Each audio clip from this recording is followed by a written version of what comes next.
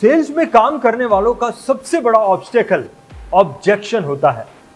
मेरे पास पैसा नहीं है, सोच के बताता हूं, वगैरह वगैरह। ऐसे कई ऑब्जेक्शन होते हैं, लेकिन जो स्मार्ट सेल्समैन होते हैं उनके पास हर ऑब्जेक्शन का सॉल्यूशन होता है। हमारे आज के स्पीकर बहुत ही स्मार्ट हैं और इसीलिए बहुत ही सक्सेसफुल हैं। इनका नाम मिस्टर प्रदीप नालावडे है। प्रदीप जी एक सक्सेसफुल फाइनेंशियल एडवाइजर हैं और पूना से ये अपने फाइनेंशियल एडवाइजरी के काम को करते हैं। प्रदीप जी आज ऑब्जेक्शन हैंडलिंग इस विषय पर हमारी जानकारी को बढ़ाने वाले हैं। तो प्रदीप जी मैं आपका 91.2 में बहुत बहुत स्वागत करता हूं। हेलो दोस्तों, कैसे हैं आप? मजे में ना रहना ही चाहिए, क्यों नहीं? क्योंकि हमारा प्रोफेशन ही ऐसा है। हम खुद भी मजे में रहते हैं और हमारे इर्द गिर्द जो लोग हैं उनको भी मजे में रखते हैं। दोस्तों, लास्ट टाइम मैंने आपके साथ बात की थी, मेरा सब्जेक्ट था वेल्थ कॉन्सेप्ट। अब मैं आज बात करने जा रहा हूँ, बहुत ही आम टॉपिक है, ऑब्जेक्शन हैंडलिंग। और मैं बहुत बेसिक चीज़ के ऊपर आपको कुछ बताने जा रहा हूँ। जनरली कोई भी अभिकर्ता अपने नए क्लाइंट या पुराने क्लाइंट के पास जाता है, तो हमेशा ये ऑब्जेक्शन रहता है कि मुझे नहीं चाहिए इंश्योरेंस, ज़रूरत नहीं मेरे को। बहुत सारी चीज़ें होती है। नहीं चाहिए इंश्योरेंस से इंश्योरेंस चाहिए, ये बहुत बड़ा स्टेप है। और वो स्टेप लाने के लिए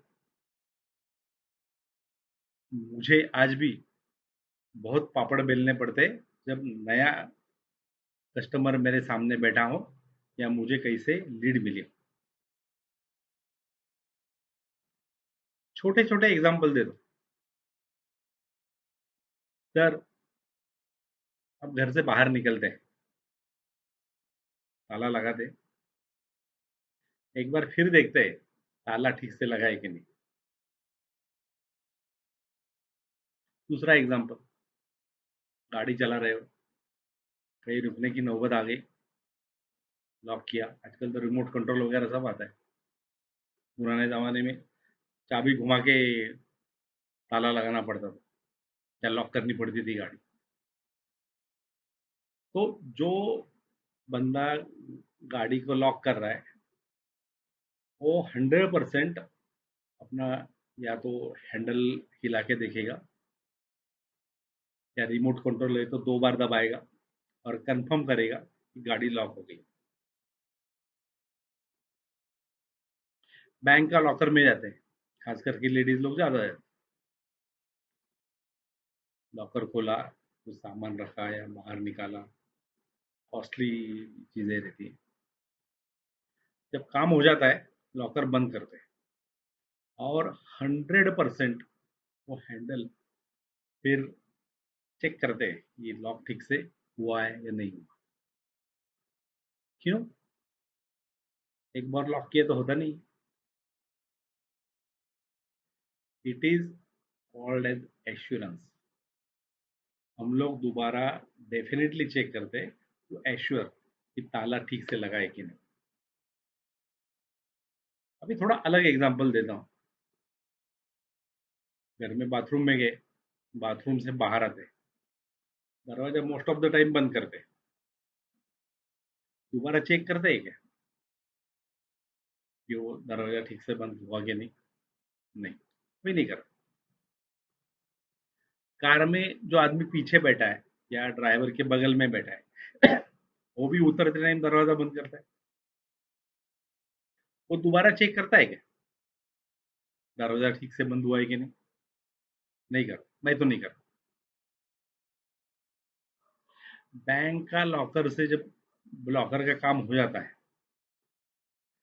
तभी हम लोग लॉकर का ताला ठीक से लगा है कि नहीं दोबारा चेक करते हैं। लेकिन जब वो लॉकर रूम से बाहर आते हैं तो मेन डोर बंद करते हैं हम लोग, उसको चेक करते हैं क्या दोबारा ठीक से बंद हुआ है कि नहीं? नहीं। क्यों ऐसा? क्योंकि वहाँ पे वो एश्योरेंस की ज़रूरत नहीं है। सही कह रहा हूँ ना मैं? वैसे ही इंश्योरेंस की ज़रूरत किसको है? जो घर का अर्निंग मेंबर है ना, उसको इंश्योरेंस की ज़रूरत है। उसको बार-बार लगातार देखना चाहिए कि बंदे का इंश्योरेंस है कि नहीं, वो रिन्यू हुआ है कि नहीं और वो एडिक्वेट है कि नहीं। ऐसा क्यों? एश्योरेंस मैंने तो 3-4 एग्ज़ाम्पल आपको डबली एश्योरेंस के दिए। Same thing applies with the families wherein earning member earns money for the family. उसके कारण घर चल रहा है। उसका इंश्योरेंस होना बहुत ज़रूरी है, बहुत ज़रूरी है और बहुत ज़रूरी है। उसका इंश्योरेंस अगर नहीं रहेगा, कल को उसको कुछ हो गया, किसी का घर शायद 1 महीना चलेगा, किसी का 10 साल चलेगा, लेकिन पूरी ज़िंदगी नहीं चलेगी। जो फैमिली मेंबर्स की ज़रूरतें हैं, बच्चे हैं, उनकी पढ़ाई है, शादी है, सेटलमेंट है, वाइफ है, उसका रिटायरमेंट है, ये सब चीज़ें कैसे होगी?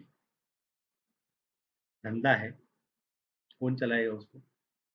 उसमें से अगर समझो जो घर का अर्निंग मेंबर है, वो अगर नहीं है, वो अपने आप पैसे नहीं आएँगे, उसको चलाने वाला कोई तो चाहिए और धंधा जब चलेगा, तो ही पैसे आएँगे।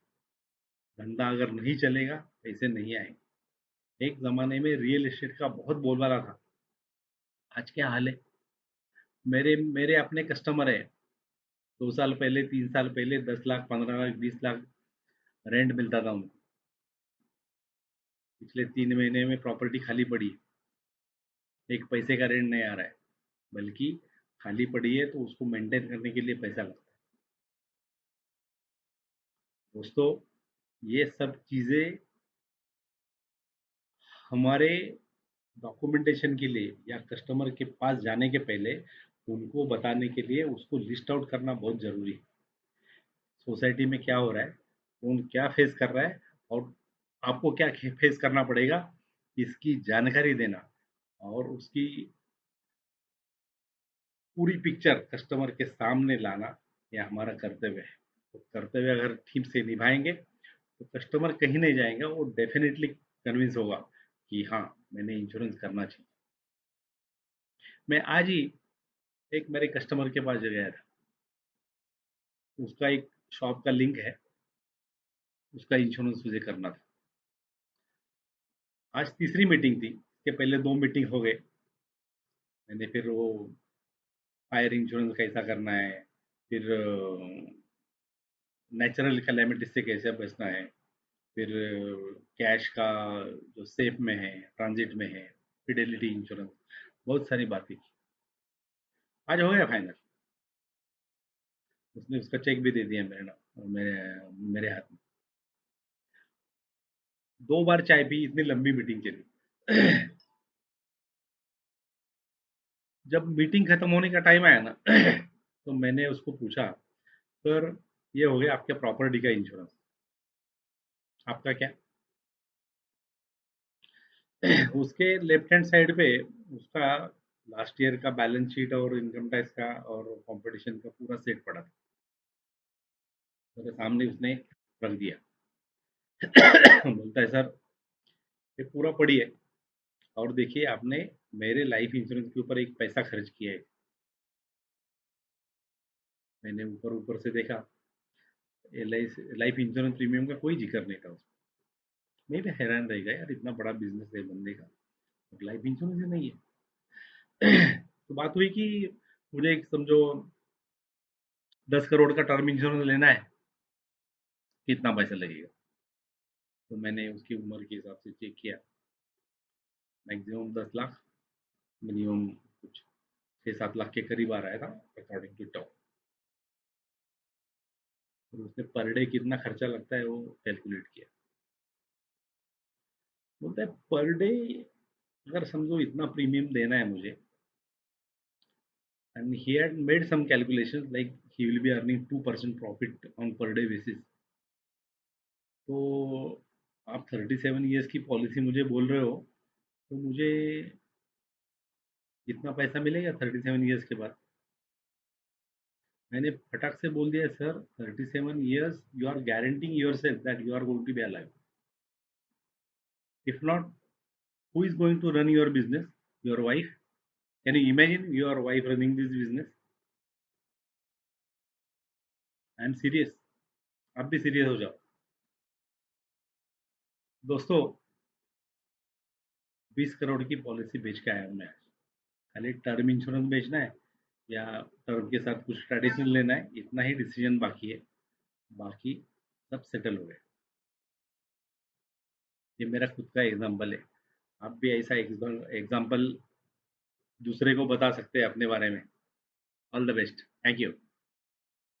प्रदीप जी, इतना यूनिक एग्जाम्पल मैंने ना ही कभी सुना और ना ही कभी सोचा भी. वैसे बात तो सही है कि गाड़ी का दरवाजा हम उतरने के बाद एक बार चेक जरूर करते हैं, लेकिन बाथरूम का दरवाजा हम चेक नहीं करते, क्योंकि गाड़ी हमारे लिए वैल्यूएबल है. अगर कहीं गाड़ी चोरी हो गई तो लाइफ बहुत डिफिकल्ट हो जाएगी.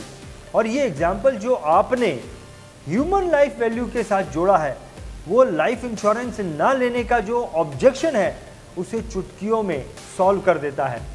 Mind blowing Pradeep ji.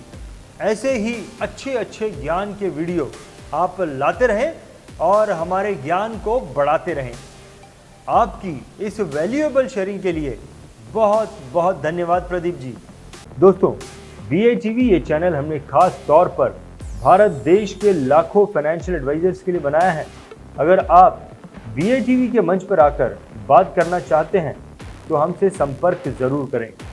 BHEV देखने और सुनने के लिए आपका बहुत बहुत धन्यवाद. अगर आपने अब तक इस चैनल को सब्सक्राइब नहीं किया तो इसे सब्सक्राइब करें. नोटिफिकेशन के लिए बेल आइकन को क्लिक करें और वीडियो पसंद आए तो लाइक भी करें.